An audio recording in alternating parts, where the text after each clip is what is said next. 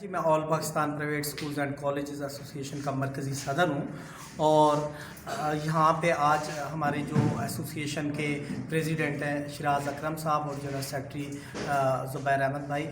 ان کے ساتھ اور یہاں کے جو ہمارے ممبرز ہیں جن کو انہوں نے ہائی کورٹ سے اسٹے لے کے دیا کنٹونمنٹ بورڈ کے ایریاز میں تعلیمی اداروں کو، ان کے ساتھ ہمارا یہاں پہ اجلاس تھا اور آئندہ کا لائحہ عمل بھی ہم نے یہاں پہ ڈسکس کیا اور 5 تاریخ کو جو سپریم کورٹ میں ہیئرنگ ہے اس حوالے سے بھی ہم نے مشاورت کی۔ اور آپ کو پتہ ہے کہ پاکستان میں 42 کنٹونمنٹ بورڈ ایریاز میں ہمارے 8000 سے زیادہ نجی تعلیمی ادارے ہیں اور وہاں پہ 38 لاکھ کے قریب بچے زیور تعلیم سے آراستہ ہو رہے ہیں۔ سپریم کورٹ کے اس آرڈر کے تحت جو کہ ایک سکول کے لیے بنیادی طور پہ کیس تھا اور اس کا پورے پاکستان میں دائرہ کار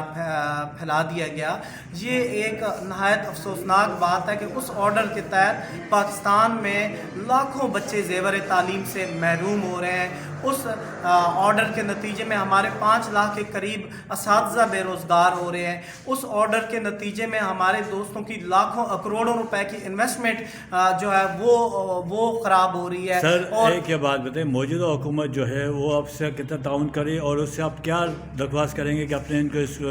تعلیم کو بچایا جائے بچوں کی؟ دیکھیں، جو موجودہ حکومت ہے یہ تعلیم اور انصاف کے نام پہ معرض وجود میں آئی تھی اور میرے حکمرانوں نے علل اعلان کہا تھا کہ اگر ہم اقتدار میں آ گئے تو ہم ایجوکیشن کا بجٹ بھی بڑھائیں گے، ہم ملک میں تعلیم کا دائرہ کار وسیع کریں گے اور لوگوں کو انصاف دیں گے۔ میں یہ سمجھتا ہوں کہ تعلیم کے حوالے سے حکومت نے کسی قسم کا کوئی تعاون نہیں کیا، بلکہ ہمیں انصاف دینے میں بھی حکومت ناکام رہی ہے اور وہ مسئلہ جو پچھلے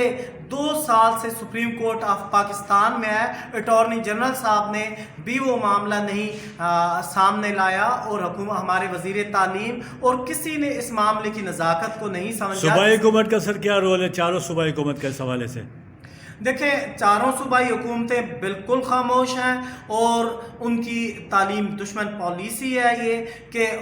وہ ہمارے ساتھ کھڑی نہیں ہے۔ ہونا تو یہ چاہیے تھا کہ پرائیویٹ سیکٹر حکومت کا تعلیم کو پھیلا کر ہاتھ بٹا رہا ہے اور ریاست میں جو 60% سے زائد نجی تعلیمی اداروں میں بچے پڑھتے ہیں، یہ ریاست کا بوجھ ہم شیئر کر رہے ہیں، لیکن حکومت اپنی مسائل میں الجھی ہوئی ہے اور انہیں اپنے اختلافات سے فرصت نہیں ہے کہ یہ اس اہم قومی مسئلے کے اوپر غور کرے۔ شکریہ سر۔